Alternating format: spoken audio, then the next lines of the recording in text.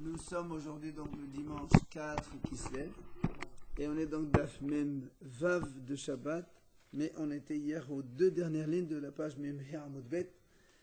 Amalé Abaye de Rav Yosef. Rappelez-vous quand on a fini par dire que la menorah c'était différent pour Rabbi Shimon, puisque Kava la Makom, ce qui lui a fixé un endroit, c'est pour ça que là-bas il n'a pas le droit de la déplacer. Alors c'est là où Amal et Abaye Rav Yosef, c'est pour ça qu'il vient Abaye dire Kilat Hatanim. Kilat Hatanim, c'est le, vous savez que c'est le lit avec pour les mariés là, avec le baldaquin, c'est ça exactement. De Adam Kover Alomakom, là aussi. Et pourtant, donc on lui fixe un endroit. Et pourtant, Amal Shmuel Mesham Rabbi Hiya, il a dit Shmuel au nom de Rabbi Hiya, Kilat Hatanim.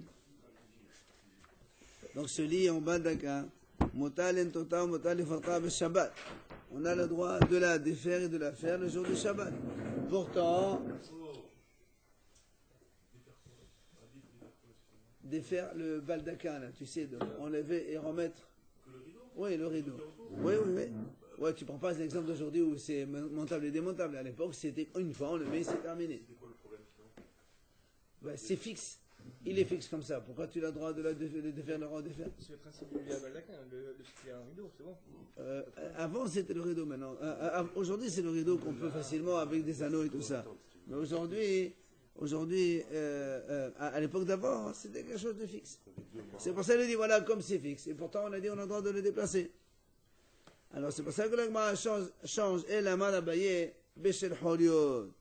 Abaye dit, en vérité, l'histoire de la menorah, pourquoi Rabbi Shimon il a interdit? Parce que c'était une menorah en pièces montables et démontables. Et donc, comme c'est une menorah montable et démontable, on craint que peut-être que la menorah, si on la déplace, elle va se défaire.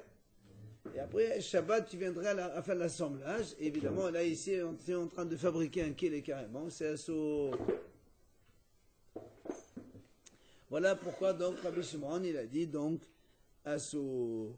Ah, l'agma a dit Akhi, si c'est comme ça, si tu parles donc une menorah en pièces que l'on peut monter, alors pourquoi? Parce que là-bas, rappelez-vous, on a vu la différence entre Rabbi Hanan et Rish Lakish. Que Rabbi Lakish, il a permis. Ben, si c'est une menorah en pièces qui peut se monter et démonter le Shabbat, et que tu crains que si elle se défait, tu vas la remonter le Shabbat. Alors pourquoi Rish Lakish est permis? C'est normal, mais c'est un saut. La vie qu'on avait dit, si tu la prends à deux mains ou à une main, ça a été repoussé, ça? Oui. C'est comme ça qu'on l'a repoussé. Parce que tu as dit, comme elle était fixe, c'est un saut. Voilà, si tu vas en une main, donc c'est pas quelque chose de solide, de fixe, qu'on a un droit. Donc tu peux la facilement déplacer. Mais c'est quelque chose qui est fixe dans une place, tu n'as pas un droit. Si tu la prends en deux mains, donc ça peut. Quoi qu'il en soit, donc la Gemara pose une question. Si vraiment on parle de cela, comme quoi c'est une menorah qui est montable et démontable, et qu'on craint que si elle se démonte, on va la remonter le jour de Shabbat, alors pourquoi Rish Lakish est permis? Ça, tout le monde est d'accord que c'est un saut. Alors la Gemara répond, Maï Huliot, Ke'en Huliot, Dit Behitri. La Gemara dit non, c'est pas une menorah qui est faite en pièces, mais c'est une menorah qui a des rainures, on dirait des pièces. Vous savez, il y a dans les menorahs, des fois tu as des rainures comme ça, des ronds. Et toi tu crois que c'est un assemblage de pièces. En fait, c'est une seule pièce. Et toi tu crois que c'est un assemblage de pièces.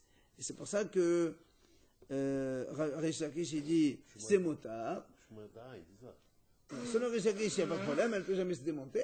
Et l'autre dit non, monsieur, si les gens ils te voient, ils te disent tiens, demain moi j'aurai une menorah qui est en pièces, je peux la déplacer. Donc c'est Maltaïn, ça. C'est pas Maltaïn. Gozrim Zé Atosé, c'est pas Maltaïn. Ça, non, c'est que si aujourd'hui tu déplaces celle-là, demain tu vas déplacer celle qui est en fait en pièces. C'est ça, Gzerat Haramim. Et le car, la Gemara dit, c'est pour cela. Holiot, une menorah qui est faite en pièces, donc un assemblage de pièces. Ben Gedola, Ben Ketana, Asolutatela. Ça, tout le monde est d'accord. Que la menorah soit grande ou petite, c'est assuré de la déplacer. Évidemment, puisqu'on risque de la monter si elle se défait le jour du Shabbat, et ça c'est assuré parce que tu fabriques un ustensile. Maintenant, Gdola, Namid, une grande, avec des rainures, aussi c'est assuré, à cause de une grande en pièces. Puisque si tu fais ça aujourd'hui, demain tu vas faire l'autre. Et la mahloket, qui plairait, quand on discute, c'est une petite menorah avec des rainures. Alors, un il dit, un il dit, on décrète la petite menorah à cause de la grande, donc c'est assourd. Un il dit, on ne décrète pas, et c'est pour ça que c'est motard. Donc, Rish Lakish, il dit, c'est motard, et Rabbi Yohanan, il a dit que c'est assourd. Voilà donc la conclusion. Parce que les petites, généralement, sont faites que d'une seule pièce. C'est pour ça. Voilà. Alors, hein? Il écrit qu'elle soit petite ou grande, ça saute. Non, si c'est, regarde, et la Gemara, elle fait une conclusion. Quand elle est en pièces, si tu as une menorah qui est faite en assemblage de pièces, qu'elle soit grande ou petite, tout le monde est d'accord que c'est assaut de la déplacer. Parce que si elle se défait, tu vas la monter Shabbat. Donc, Rish Lakish, il est d'accord. lui, tu pourrais Tout le monde est la d'accord que déplacer. c'est assaut. Non, Rish Lakish, il dit tu peux la déplacer. C'est la petite. Non, non, là, je refais pour lui. Je lui dis, une menorah qui est faite en pièces montées, qui est faite en assemblage de pièces, que ce soit grande ou petite, tout le monde est d'accord que c'est assaut. Maintenant, une qui est en rainure. Si elle est grande, là aussi tout le monde est d'accord que c'est assaut de la déplacer, parce que comme elle est grande, on confond avec une grande qui est montable. La mahloket, c'est quand c'est une petite avec des rainures. Un, il dit, on décrète la petite à cause de la grande, et l'autre dit, on ne décrète pas. Et c'est Moutar et c'est Rish qui a dit ça. C'est là où la Gemara pose une question. Umi Amar Rabbi Yohanan Achi. Comment tu dis que Rabbi Yohanan, il dit l'halakha comme Rabbi Yehuda, comme quoi c'est, il y a le moursé. Voilà, on a vu. Amar Rabbi Yohanan, halakha qui c'est un Mishnah. L'halakha, elle est comme c'est un Mishnah. Et qu'est-ce qu'elle a dit la Mishnah? Outnan, et la Mishnah a dit, Mochni Shela. Donc, ça, on a vu ça il y a 2-3 jours. Le Mishnah, c'est Rabbi Meir ou non? Et justement, il a dit halakha qui c'est un Mishnah. L'halakha comme ça. Alors que, La vie de Rabbi Meir, là, on parle. le voilà, on va te l'amener maintenant, tout de suite. Nous, on pose la question, comment tu dis que Rabbi Hanan pense comme Rabbi Yehuda, comme Kaya Moursé? Voilà lui-même, il a dit par ailleurs, l'halakha est comme c'est un Mishnah. Et qu'est-ce qu'elle a dit la Mishnah? La Mishnah, elle a dit, donc on parlait, rappelez-vous, du carrosse avec les roues. Hein, vous vous rappelez, vendredi on en a parlé. Lorsque la roue elle est démontable, donc on peut la mettre et l'enlever, elle n'est pas considérée comme associée avec le carrosse. C'est-à-dire pour la Toum'a par exemple, si le carrosse il est tamé, la roue ne l'est pas. Et si la roue elle est tamée, le carrosse ne l'est pas. C'est deux pièces différentes. On ne mesure pas la roue avec le carrosse. Parce qu'on avait dit que quand il y a un objet qui mesure 40 CA, il ne prend plus l'impureté parce que ce n'est plus un ustensile. Donc là aussi, tu ne peux pas mesurer les roues avec. Et donc ça ne préserve pas dans l'attente d'un mort quand il y en a. Si ça doit prendre l'impureté, eh bien la roue, elle ne préserve pas. C'est deux choses différentes. Et on a dit, mais on a dit aussi que si sur la roue il y a de l'argent, on n'a pas le droit donc de faire rouler le carrosse, c'est parce qu'il y a de l'argent, s'il y a de l'argent dessus, c'est assaut. Et la Gemara a dit, on déduit par là, d'accord.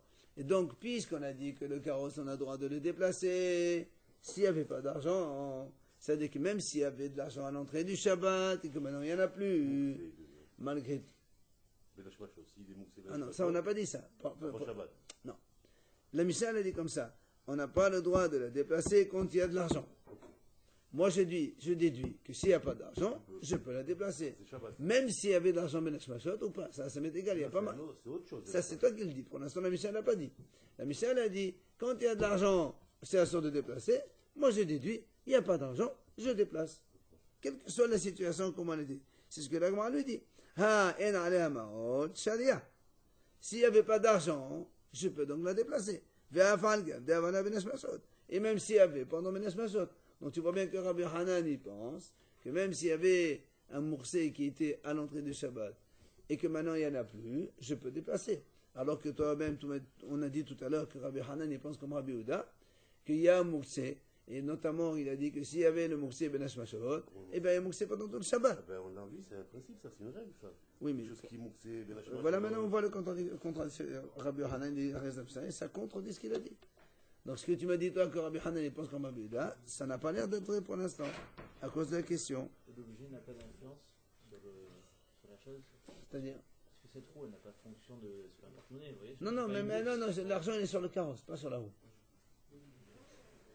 Amar Abizela, donc on essaie de répondre. Amar Abizela, il lui dit, tu sais quoi? Et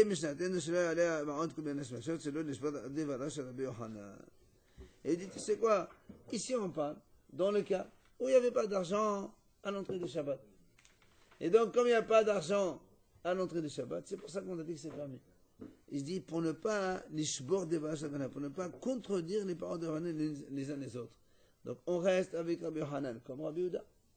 Comme quoi il a mouxé. D'accord? Et seulement quand il y a mouxé, que c'est assourd. Quand il n'y a pas mouxé, c'est permis. Contre, on ne parle pas de Ben Hashmashot. Oui, tu dis, si tu veux respecter les paroles de Rabbi Hanan, tu es obligé de dire que ce qui est mouxé Ben Hashmashot, il reste au Shabbat. Justement, pas du tout. On m'a dit non, regarde, on parle ici, on parle ici qu'il n'y avait pas d'argent, pas d'Hashmashot. Et là, tout le monde est d'accord que s'il y a de l'argent, c'est assourd de déplacer. Et comme il n'y avait pas d'argent, c'est motard. Et comme ça, Rabbi Hanan, il reste donc toujours le même.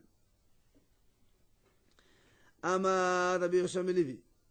Pamahat, halach Rabbi le Diospera. Une fois, Rabbi, il a voyagé dans la ville de Diospera. Il a montré dans la menorah comme la vie de Rabbi Shimon à propos de la veilleuse. Vous avez compris? Donc il a montré dans la menorah, c'est-à-dire il a donné la halakha de la menorah, comme la vie de Rabbi Shimon dans la veilleuse. Alors c'est là où la Gemara a posé une question. Eh bien, Elého, on n'a pas compris cette phrase. Est-ce que Hora ba menorah que Rabbi Shimon ben el hetera, ou dit ma Hora ba menorah estora que Rabbi Shimon ben el hetera? Quand tu me dis il a montré la halakha comme Rabbi Shimon pour la veilleuse. Est-ce que ça veut dire, regardez les deux façons de comprendre cette phrase. Est-ce que ça veut dire, il a montré la halakha dans la menorah quoi? Comme Rabbi Shimon dans la veilleuse. Rappelez-vous, Rabbi Shimon, il a dit dans la veilleuse, même si une veilleuse elle est ancienne et qu'elle est un peu sale, il a dit Rabbi Shimon, c'est pas mouxé, on peut la déplacer. Et donc tu comprends dans la menorah aussi, il a montré la même chose qu'on a le droit de la déplacer. Ou bien je peux te dire, je comprends la phrase autrement. Il a montré ou bien tu vas me dire, non, dans la menorah, il a dit que c'est assourd. Et dans la veilleuse, il a dit moutar comme Rabbi Shimon. Hein? C'était pas Rabbi pour l'instant. D'accord? Donc on a une phrase qui est un peu ambiguë. On cherche à comprendre qu'est-ce que ça signifie exactement. Est-ce que quand il a dit, il a montré dans la menorah comme la veilleuse, c'est-à-dire comme la veilleuse permis, menorah permis, ou bien tu ne sais pas, il a montré dans la menorah que c'est assourd, dans la veilleuse, comme Rabbi Shimon, c'est moutar. C'est la question qu'on pose. Là, on a dit, on ne répond pas. On n'a pas répondu sur ça hier, non? On a dit que. Non? On n'a pas fait la comparaison entre la menorah et la veilleuse hier? Oui, mais ici, on parle de Rabbi. On va savoir quel est son avis personnel à lui. Rab Malchaya, Iqla Lev Shamlai. Vetetel Shadga, Ve'irpad Rabbi Shamlai. On dit que Rab Malchaya, il a voyagé un jour, il était invité chez Rabbi Shamlai, Shabbat, et Tiltel Shadga. Il a déplacé une veilleuse qui était éteinte le jour du Shabbat. Ve'irpad Rabbi Shamlai. Rabbi Shamlai, il n'était pas content. Oui. Elle était éteinte. Non, elle n'est pas éteinte. Elle est éteinte, elle est allumée, tout le monde a que ça, il n'y a pas de problème. Continuons. Il n'y a pas plus important. Un, il est invité chez l'autre. Rabbi aussi Glila.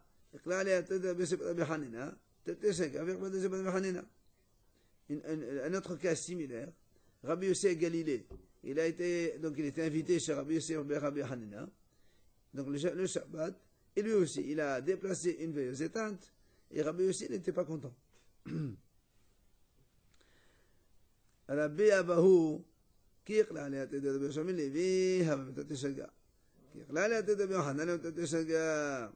Alors Rabbi Abahu, lui, quand il voyageait chez Rabbi Yosham Levi, alors il faisait comme son avis à lui. Comme l'avis de Rabbi Yosham Levi, il déplaçait. Et quand il voyageait chez Rabbi Yochanan, il faisait comme Rabbi Yochanan, il ne déplaçait pas la bougie éteinte. C'est le fait de déplacer. Aussi à Soro, c'est permis. Non, mais pourquoi il. On est en train de parler de ça pendant depuis 2-3 d'appuis. Tu me dis pourquoi on parle de ça. Chez quelqu'un, tu vas lui toucher la langue. Ah, mais monsieur, quand on invite quelqu'un, on le met à l'aise, il se sent chez toi, alors il fait ce qu'il pense bien. Et imagine qu'il trouvait que la bienveillance était sur la table, ça dérangeait un peu tout le monde. Il te la prend, il te met à côté. Même il débarrasse. C'est tout. Bah, un invité, il n'est pas comme ça, un bougie, pour regarder. Quoi qu'il en soit, Rabbi Abaou, donc, on a vu qu'il a agi différemment selon chez qui il était. Alors, le Gemara pose une question. Manafshach. On ne comprend pas. On m'a dit, je ne comprends pas celui-là. Ou il pense à la comme là, il fait comme lui tout le temps. Ou il pense comme l'autre, il fait tout le temps. C'est-à-dire, comme ça, tu es assis sur deux chaises. C'est pas possible, ça. Ou tu as comme Rabbi Yehuda que c'est assaut. Hein? C'est l'un qui fait comme Rabbi Shimon, il fait comme l'autre, c'est... Toi, tu fais quoi? Toi, par respect par les rabbins, c'est pas la Gemara. En vérité, lui, il pense que c'est comme Rabbi Shimon, que c'est moutard. Et c'est pour ça qu'il le déplace. Et c'est pour ça que quand il a été chez l'autre, il l'a déplacé. Maintenant, Mshum Kvodo de Rabbi Hanan ou de la Barbie. Et comme il a été invité chez Rabbi Hanan, il sait, lui, que Rabbi Hanan, il ne veut pas qu'on déplace. Puisque Rabbi Hanan, il pense que non. Alors, pour son kavod, il n'a pas déplacé. C'est tout. Amar Rabbi Yehuda. Il a dit Rabbi Yehuda, Shagadi Meshcha Shadil Tatola. Dinafta sur Tatola.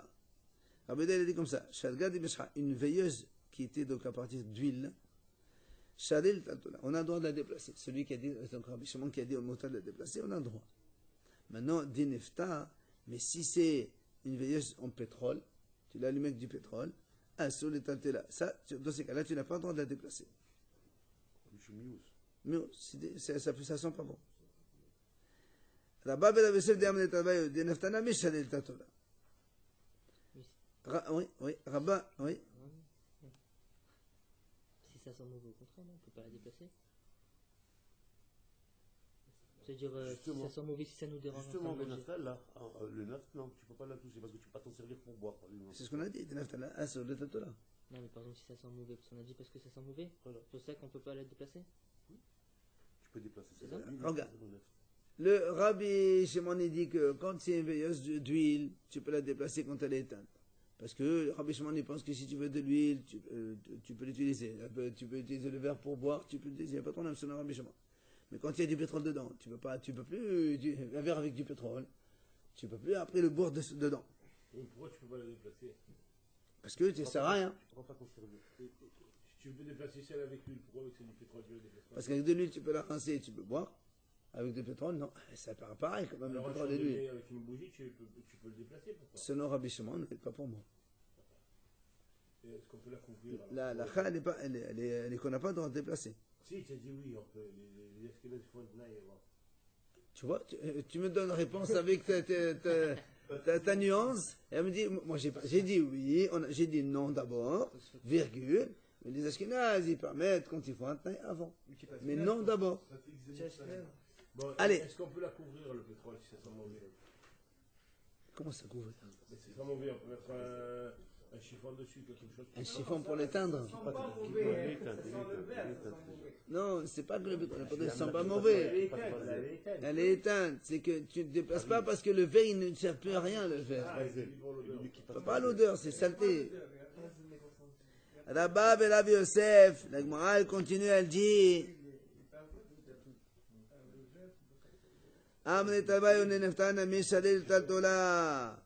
Rabba et Rabbi Yosef ils disent non, même en pétrole, on a le droit de la déplacer.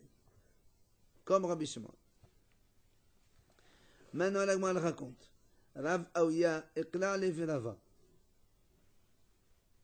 Rav Aouya, donc, il a voyagé, il était invité chez Rabba. Il avait donc ses chaussures un peu sales avec de l'argile, de la boue qu'il y avait à l'époque, puisque c'est pas comme aujourd'hui. La boue c'était du sable, il marchait sur la terre. Apparemment, donc, qu'est-ce qu'il a fait? il s'est assis à côté de Rava, et là-bas, à l'époque, ils s'assiedent tous sur des fauteuils, des matelas, tout ça. Et donc, il s'est assis à côté de Rava, et il a mis les pieds sur le truc, sur le lit, enfin, sur le fauteuil, quoi. Il a sali avec la boue, avec toutes ses chaussures. Iqpad Rava. Rava, ça lui a pas trop plu. Comment tu me salis mes meubles? Baral et Tsaoré. Qu'est-ce qu'il a fait? Il a commencé donc à l'embêter avec des questions.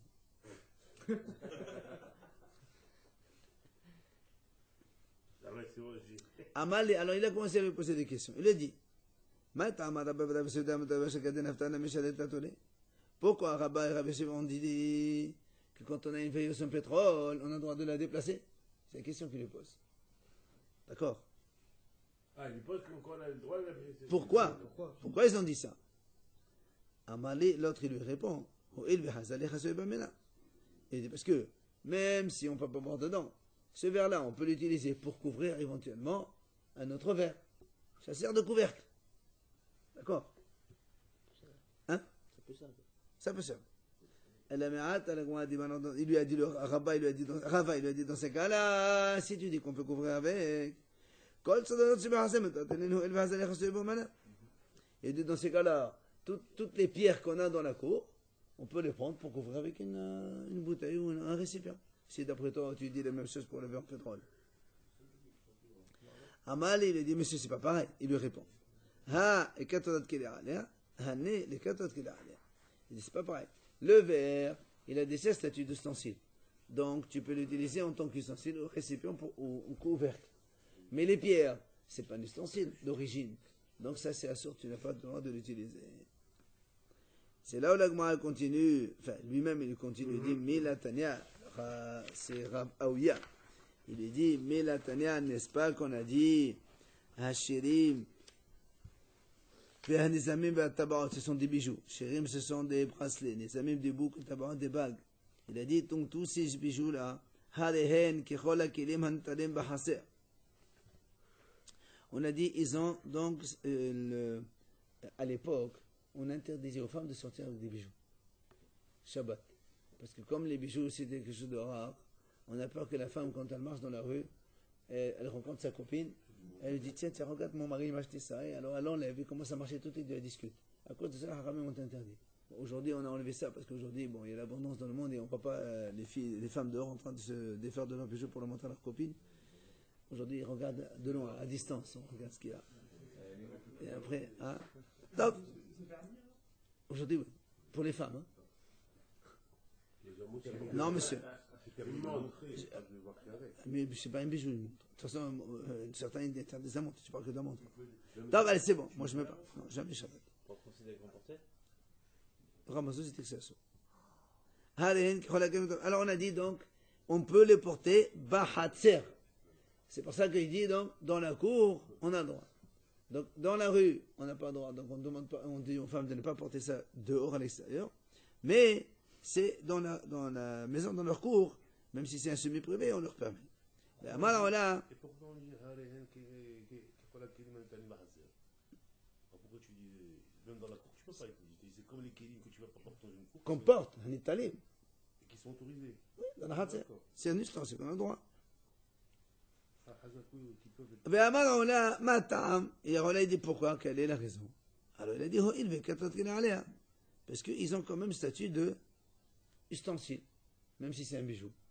Alors il dit, là aussi, la veilleuse en pétrole, dans laquelle on a allumé du pétrole, maintenant qu'elle est éteinte, même si c'est vrai, on ne peut plus se servir du verre pour boire dedans, mais on peut servir du verre pour couvrir un récipient. Il a un statut de killer, alors c'est la même chose. Il a apporté une preuve. Amar Rav Nachman bar Yitzhak, Berich Nachmana de l'Echesiver Rav Avia. Alors Rav Nachman bar Yitzhak, il a dit, béni Hachem, qui n'a pas occasionné une honte à Rav Avia à cause de Rava. Parce que Rava, il voulait l'embêter avec des questions, par exemple, qu'il ne sache pas répondre, il lui fait honte, parce qu'il lui a salé son fauteuil. Il a dit, bon, Hachem, que moi, Hachem lui a donné les bonnes réponses dans la bouche, il n'a pas eu honte. Alors, celui qui l'a interrogé. Rava, il a posé la question à Rav Avia. Alors, Rami les Abaye les Rabba. Abaye, il a posé une question à Rabba. Il lui a dit, Tania, il y a une braïta qui dit, Motal Hashem Shebadel Shebekhala Asur Vedebe Shimon Matir. Il y a une braïta qui dit, le reste d'huile qui reste dans une veilleuse, donc tu as allumé une veilleuse vendredi soir, elle s'est en plein milieu, le reste d'huile qu'il y a dedans, la braïta elle dit, Motal Hashem, le reste d'huile, c'est assourd de l'utiliser Shabbat. Seulement, Rabbi Shimon Matir. Mais Rabbi Shimon dit non, Motal, on peut utiliser l'huile. Tu peux faire une salade avec cette huile-là, il n'y a pas de problème, vas-y, sers-toi. C'est pas dégueulasse. Hein? Dégueulasse, non. La raison pour laquelle il dit ça, c'est que le premier, c'est la glace, elle était congelée. Et alors? C'est pour ça qu'on peut comprendre que pour la suite. Très bien, et Rabbi Shimon dit que c'est Motal, il n'a pas moussé. Rabbi Shimon n'a pas moussé. Hein? Très bien, le seul, il a le droit.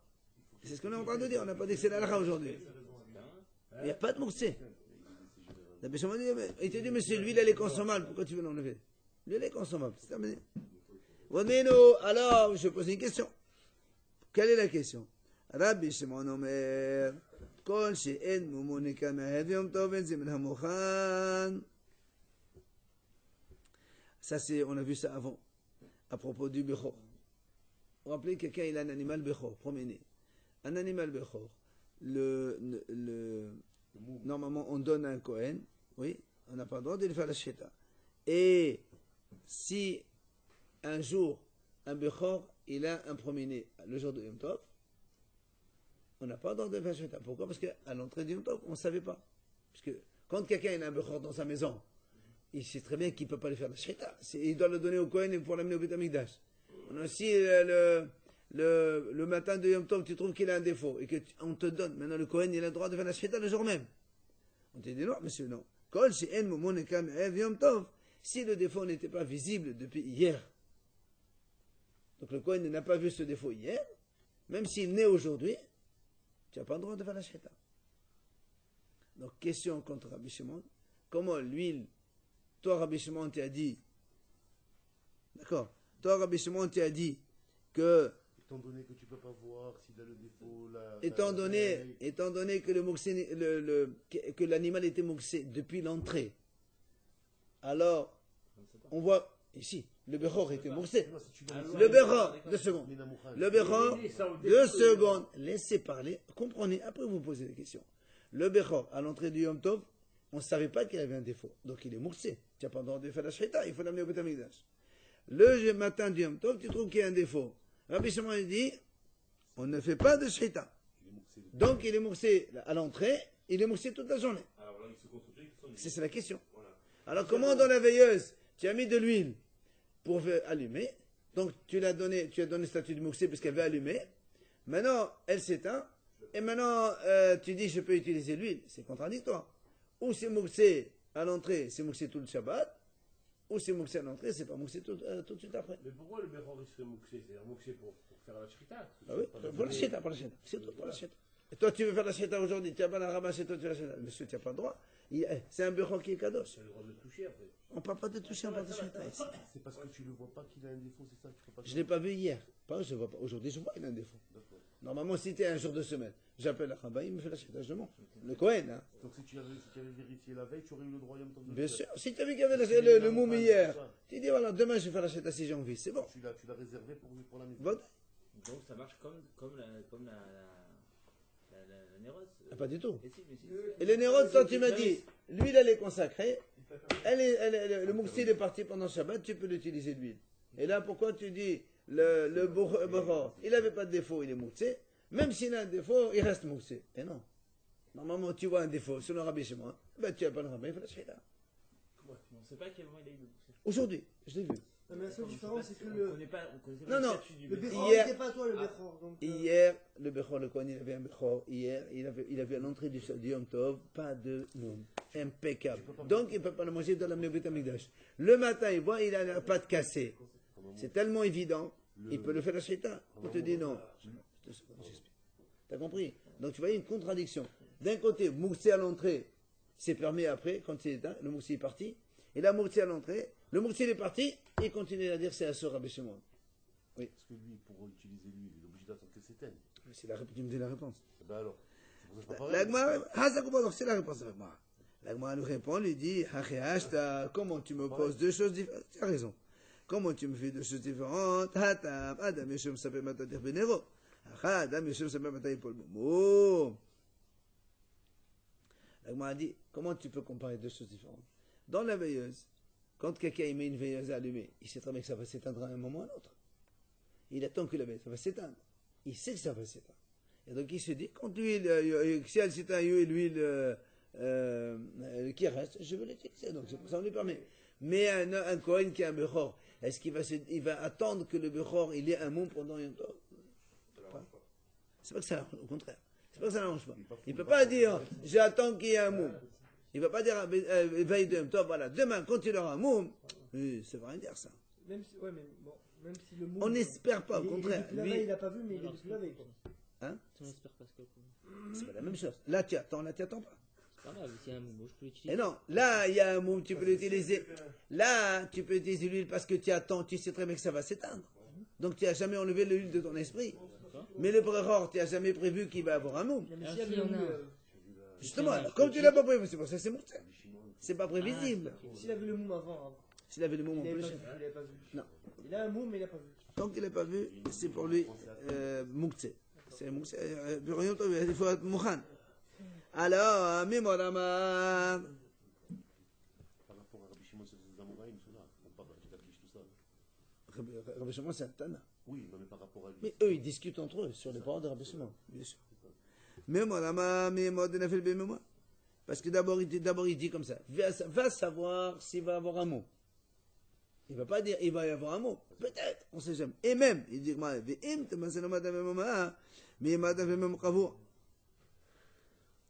il a dit, et même, regarde dans ce cas du Bechor. Toi, il ne va pas dire qu'il va y avoir un mot. Et même s'il se dit peut-être qu'il y aura un mot, qui t'a dit que ce soit un mot définitif, peut-être que c'est un mot qui n'est pas définitif. Ça peut être transitoire, et donc tu ne peux pas le faire non plus. Et même, et même si tu dis non, il sait, c'est un mot bravoa, va trouver un hacham qui va venir te solutionner ton problème. C'est pas évident. Donc c'est pour tous ces cas-là. Donc les cas sont complètement différents. Un mot définitif, un mot provisoire, c'est quoi? Un mot définitif, tu peux faire la sheta du Bechor. C'est un mot transitoire, tu peux pas faire la sheta. C'est quoi transitoire? Il a une verrue. Quand elle part, il est. Elle part, ça y est. Il redevient kadosh. Bien sûr. Metivra mi barhama. Voilà ceux qui ont fait le siyum hier de Shabbat. Metivra mi barhama, il a posé une question. C'est marqué dans la Gemara de Shabbat. Dernière Mishnah. On a fait hier. Mefalim nedarim b'Shabbat ou nesalim nedarim shen Shabbat. C'est pas un petit bisou, ça, Pour nous, oui. Ah non, ceux qui n'ont pas fait siyum Shabbat, c'est pas un bisou pour eux, non. Allez, on a le droit de faire hafarat nedarim et hatarat nedarim le Shabbat. Alors la Mishnah là-bas considère deux cas. Il y a ce qu'on appelle hafarat nedarim. Hafarat, c'est quand un mari il veut annuler à sa femme. La femme elle fait un vœu, le mari il est au courant, le jour où il est au courant, il doit faire hafarat, le jour il dit mon falar, c'est terminé. On a dit Shabbat, on peut faire ça. Pourquoi? Parce que s'il ne peut pas faire ça Shabbat, la nuit elle tombe, c'est fini, il ne peut plus faire une annulation. Non, pas s'il meurt, même s'il ne meurt pas.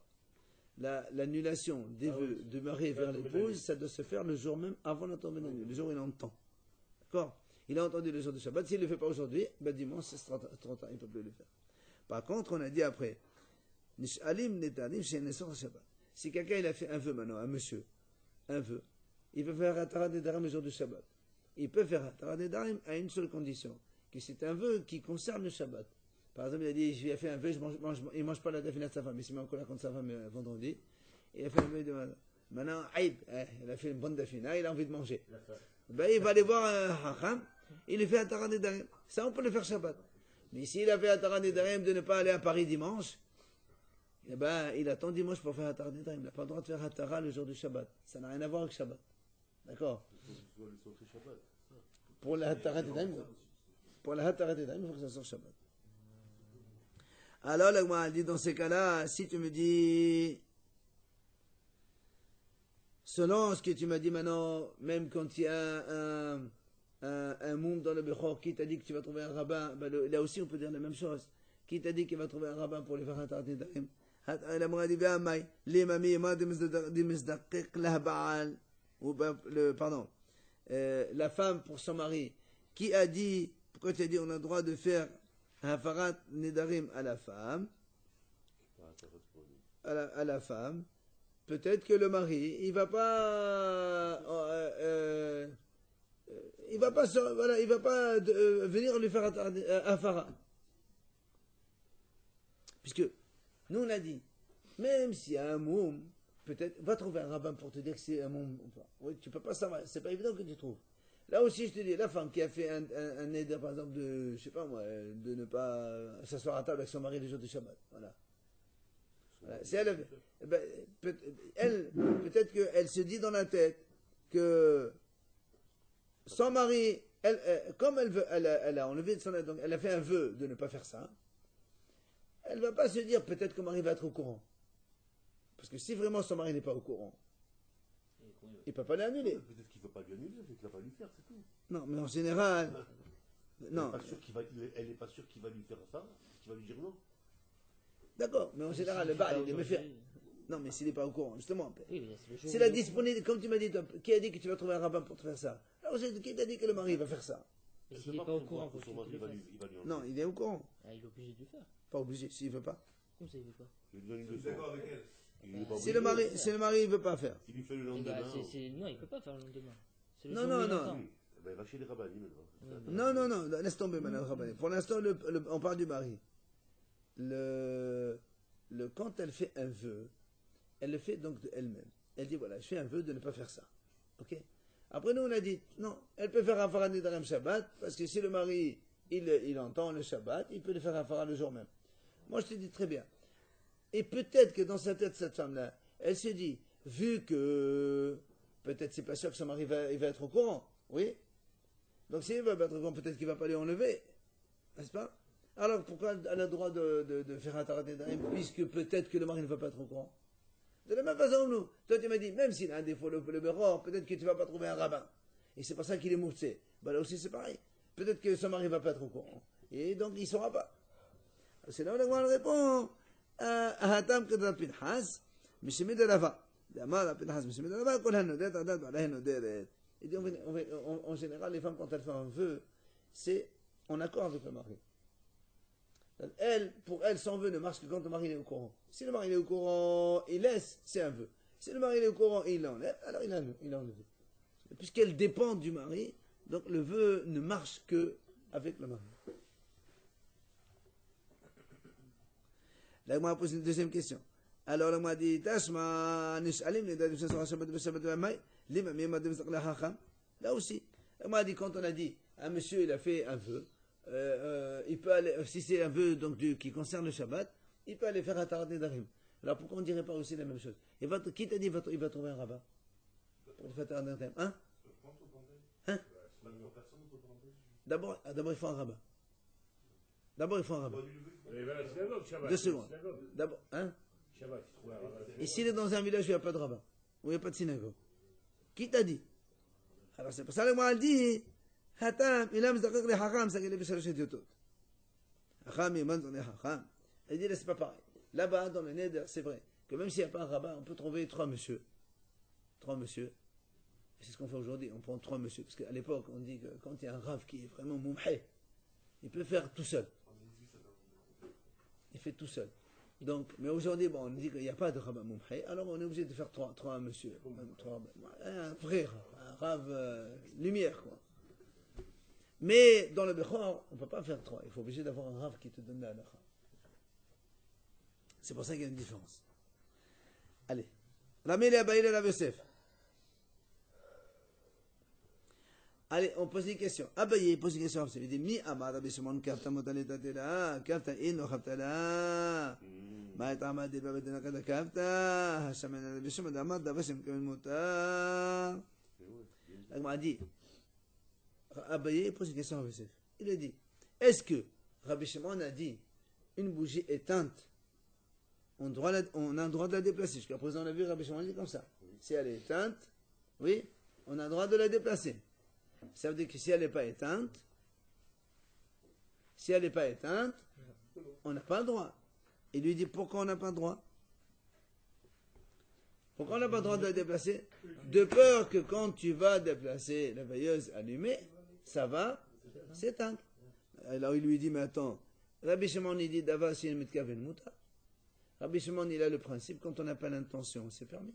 Tu es obligé. Ouais, mais La bon. preuve, d'Etania, Rabbi Shimon omed godel adam kisim matav sebsav blasut. On a ce hadith. Chut. 2 secondes. On part sur le Rabbi Shimon pour l'instant. Donc Rabbi Shimon, il a dit, rappelez-vous, un homme, il a le droit de traîner un banc ou une chaise sur de la terre s'il n'a pas l'intention de faire un sillon. Voilà, là aussi. Lui, il voulait déplacer la veilleuse. Si elle s'éteint, il n'avait pas l'intention d'éteindre, Tu es lui. obligé d'éteindre. Même s'il pense pas, ça dépend pas de lui. Comment ça dépend C'est pas de lui? obligé. Ça dépend pas de lui. Eh bien, quand il traîne la chaise non plus, ça dépend pas de lui. Il s'est fait un sillon. Il connaît son sol, il sait que ça va faire ou ça va Bah, pas. il connaît sa main, il sait très bien qu'il va faire doucement, doucement, ça va pas s'éteindre. D'accord, bonne question, Ça non? réduit au moins. Qu'est-ce qu'il a dit? Ça réduit l'intensité de la flamme. Ah bah du tout, pas du tout. Pas du tout. C'est ça qu'on dépend de lui que ça réduit. Mais là, quand tu déplaces une femme. Mais c'est aussi interdit d'éteindre que d'allumer. Parce que c'est l'autre va allumer, je moi je trouve que j'aime. Très bien, mais éteindre. Oui. Éteindre, normalement, c'est interdiction de haramim. Mais sur le fond, c'est Minatora. Pourquoi c'est interdit d'éteindre? C'est un des 39 travaux. Éteindre. Bien sûr, un des 39 travaux de Shabbat. D'accord? Donc, de la même façon que Rabbi Shimon a dit quand on n'a pas l'intention, c'est permis. Ben là aussi, c'est permis. J'ai une veilleuse qui est allumée, j'ai le droit de la déplacer. Si elle s'est éteinte, c'est pas de ma faute, moi je vais pas l'éteindre. Ben oui, c'est comme quand on marche et on ouvre une porte électrique. C'est pas pareil. Eh, c'est pareil, tu n'as pas l'intention. C'est pas tu pareil. l'ouvres. C'est pas pareil. Là, tu as voulu prendre la chaise. Là, on te parle, Ça c'est fait toi un qui sinon. fais le mouvement. Oui. Là-bas, c'est honest carrément. Là, c'est toi qui prends la chaise, tu la déplaces. On n'a pas dit Tu que la pour traînes dans la terre. La veilleuse, on faut pas déplacer de peur de la rallumer après. Elle est allumée. Ouais, mais si elle s'éteint, de peur de la Ah rallumer. non, Non, non, non, non, c'est pas éteindre. non. Moi, je pensais ça aussi. D'accord, il y a une question. L'Agmara répond. L'Agmara répond comme ça. Kol echad echin mechaven kasoda de oraita. Ki la mechaven kasoda de shamut abanan. Kol echad echin mechaven kasoda de rabanan. Ki la mechaven sadeh shonechat hila. Il répond, c'est très simple. Il dit, écoute, quand il y a un travail qui est interdit de la Torah, oui, dans ces cas-là, même quand tu n'as pas l'intention, c'est interdit de Hachamim. Mais quand il y a une interdiction de Hachamim, quand tu n'as pas l'intention, ça devient permis. Alors il explique les deux cas.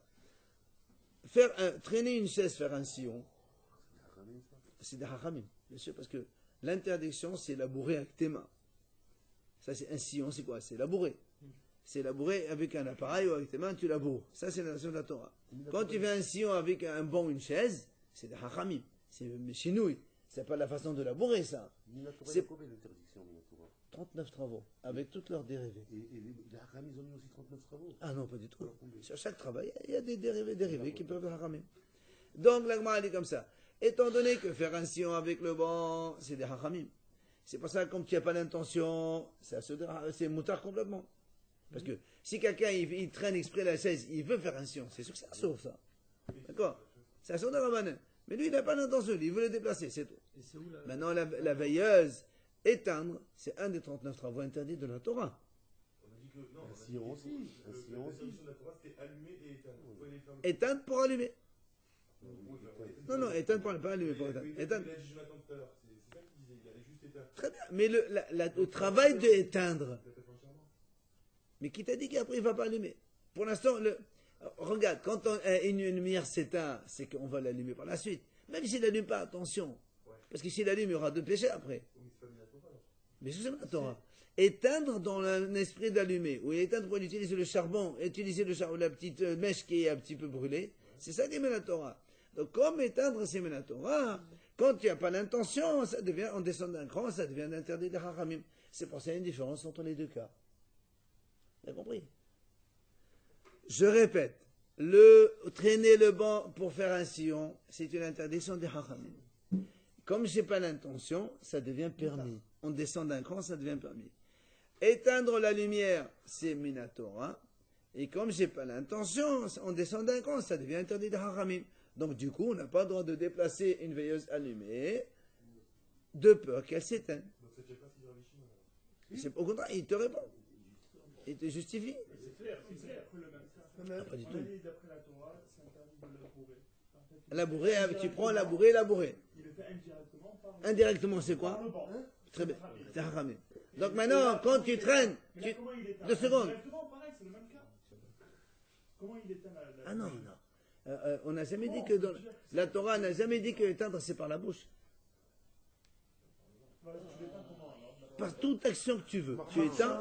Même directement, quand tu vas te déplacer. Très bien, tu as éteint, ça y est, tu as fait l'intention. Bien sûr, c'est pas pareil, c'est pas une question d'action. Éteindre, il y avait un feu, tu l'as éteint. La différence entre interdiction de Minatora et interdiction de C'est ce qu'il lui dit, bien sûr. Quand c'est Minatora, quand tu descends, tu descends d'un cran, ça devient des haramim. Maintenant, quand l'intention elle-même elle est des haramim, tu descends d'un cran, ça devient moutar complètement. C'est comme ça qu'on descend. Mais là, en l'occurrence, Ah ouais, c'est baigné dans une piscine alors. Quel rapport avec la piscine? La piscine, les haramim ont déjà dit que c'est assaut. Oui, mais pourquoi? Ah, c'est des Haramim. Mais le haramim, c'est quoi? Oui, Haramim, mais c'est d'accord. pas une. Le principe que tu as dit, si c'est. un cran, moi. Si C'est pas un cran, moi. C'est pas un cran moins. Haramim, ils peuvent punir, ils peuvent frapper, ils peuvent sanctionner. Allez, mettez là-bas. Allez, regardez la bonne question. Rabat, il pose une grosse question. Mokhrir sout, on a déjà vu ça aussi plusieurs fois déjà. Mokhrir kedalkanu belvat sudit kaven behamam behamam shem ben hashanim. Ben, sonoraï mafshelim ben qanah hodeh. Rappelez-vous, ceux qui vendent des tissus, avant, ils prenaient des tissus, ils allaient dans le marché avec un tas de tissus dans les épaules, et ils montrent, ils vont, tu veux acheter, tu veux acheter, tu veux acheter. Alors, si quelqu'un, il a des tissus, mélange lin-laine, chartnez, on n'a pas le droit de mettre sur soi.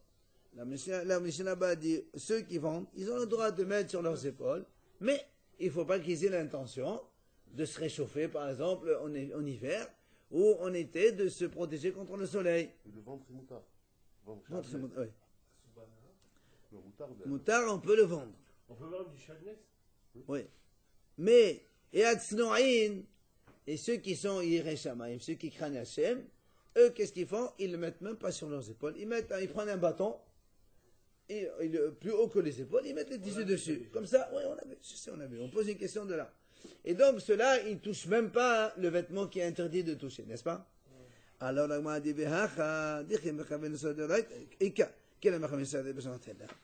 dit, alors ici, mettre le charatnez, c'est de Chachamim ou c'est de la Torah?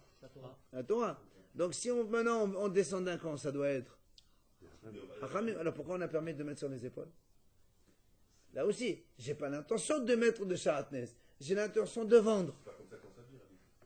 Justement, c'est pas l'intention. J'ai pas l'intention. Alors, j'ai pas l'intention. Ça doit être Menachachamim puisque l'interdiction elle-même c'est Menatora. Maintenant, tu descends d'un cran. C'est des haramim. Alors, comment ici, selon Rabbi Shimon, hein? c'est pour les vendre. Et que ça change. On ne parle pas de vente. On te dit, c'est assourd de mettre une veste chartnez, c'est Menatora. Maintenant, si tu ne la mets pas sur ton truc, tu la mets juste sur l'épaule pour la vendre, c'est permis. Ma pita. Il y a au moins, on descend d'un cran. C'est des haramim. Alors, comment tu leur permets? D'accord? Selon le principe qu'on vient de dire maintenant, que quand c'est Menatora, on descend d'un cran haramim, et quand c'est des haramim, on descend d'un cran, ça devient mota. Comment ici, tu descends deux crans d'un gros? De la Torah, tu deviens permis, c'est pas normal ça. C'est la façon habituelle de vendre les. Oui, allez, Racha. C'est leur façon. Habituel ou pas habituel? Habituel ou pas habituel? Pour l'instant, on en est là. C'est un particulier, il n'aurait pas le droit de faire ça. Et comme c'est un vendeur, il a le droit de. Mais alors pourquoi tu permets au vendeur? Si c'est Menatora, T'es descendu d'un cran. on ne peut pas descendre de deux crans d'un trait. D'accord? C'est une bonne question. Ella Amarava, Ella Amarava, il a dit Rava, Hanach Nener Shem Noftila, Ahoil Dina, Sa Basis le Davar Ha'asur. Il a dit en vérité, il a dit, pourquoi, qu'est-ce qu'on a dit nous? Voilà, c'est ça. On a dit, donc on a posé la question entre la veilleuse, pourquoi il n'a pas le droit de la déplacer? Oui, on a dit parce que c'est Menatora, ça descend des Hachamim. Et l'autre, on a dit des Hachamim, ça descend de la Torah. Il dit non, monsieur, c'est pas ça la raison du tout. Quand on a Menatora, on peut très bien arriver directement au moutard, c'est pas le problème. Alors pourquoi la veilleuse tu interdis? Donc Rabbi Shimon, il interdit de déplacer une veilleuse allumée. Pourquoi? Il dit parce que Na'asa Bassis, la veilleuse, elle devient support de la flamme. Et nous, on sait que Bassis d'avoir d'assaut, c'est Mouktsé, c'est assaut de déplacer. Donc la flamme, elle est allumée. C'est pas pour éteindre du tout, ça n'a rien à voir avec éteindre, d'accord? C'est déplacer un Mouktsé. Déplacer un support d'un Mouktsé. Bassis, c'est un support. Base. Bassis, base. Base, hein? C'est pas l'homme, c'est la veilleuse. La veilleuse, elle est Bassis. De la flamme. Et comme la flamme, c'est un sourd Menatora, alors c'est un sourd, c'est de déplacer. Donc on ne parle plus maintenant de Torah Harami, rien. Maintenant, le cas de tout à l'heure, donc celui de traîner le chose, il n'y a aucun problème. Et Sharatnes non plus, il n'y a plus de problème. Donc je ne suis pas un support. Donc on peut très bien descendre de la Torah directement vers le mouta direct, en passant par 2 crans. Mais ici, ça n'a rien à voir avec ça. Ici, le problème, c'est un autre problème. Quoi? Tu es en train de supporter, si c'est devant la source. Voilà. Qu'est-ce que tu compares le Moukse avec Sharatnes? C'est la réponse. C'est la réponse. Ah, C'est la réponse. Le Sharatnes, il est permis. Parce que quand tu ne le portes pas comme la Torah l'a dit, c'est permis. Mais là, ce n'est plus un problème de Torah et de... Quand la Torah te dit, tu es à côté d'un rideau, où il y a le Sharatnes, tu n'as même pas le droit de te coller à lui parce que des fleurs qui te couvrent. Voilà. Parce que tu veux te protéger. Si tu le mets sur toi. Mais justement, là, on a des mochrir sout. C'est des vendeurs, ça. Ils ne le mettent pas pour se couvrir. Il faut bien qu'ils transportent. Il n'a pas de truc. Ou bien il a peut-être déjà 2 valises. Il n'y a pas assez. Il met un peu sur les épaules pour continuer. Il veut vendre. C'est pas ça qu'on leur a permis. Alors que ici, dans l'histoire de la veilleuse, ce n'est plus un problème de descendre ou pas descendre. C'est un bassiste de Badasso. Problème de déplacer du sourd. Voilà. Bassiste de Badasso, c'est un support de flamme. Tu es en train de supporter une flamme. La flamme, c'est un sourd. Et l'accent. Hein? Si, il aime Il y a Bassis. Mais tu ne peux pas déplacer un feu. C'est comme si que tu tiens une bougie. C'est pas parce que tu vas risquer de l'éteindre. Pas du tout. Tu es en train de déplacer un feu, carrément. Non, oui, d'accord, j'ai compris, mais pourquoi est-ce que le fait général au bassiste de face à son C'est l'imitation. L'arrière. Si tu permets tout, mais... Merci de Badasso. Il y en a plein. Il y en a plein. Ah tiens, ton porte-monnaie. Il a de l'argent. Tu enlèves tout l'argent. Tu veux le déplacer, Shabbat, tu n'as pas le droit. Parce qu'il est support d'objet interne. C'est un bassiste. Il est neuf, non, c'est ça. S'il est neuf, pas encore, on n'a jamais rentré de l'argent dedans, il n'y a pas de problème. D'accord? On a vu Rabbi Shimon, il a que ça comme ça. Il y a aussi Grugol Tzimouki. Il a vient de dire un truc à Bishimon.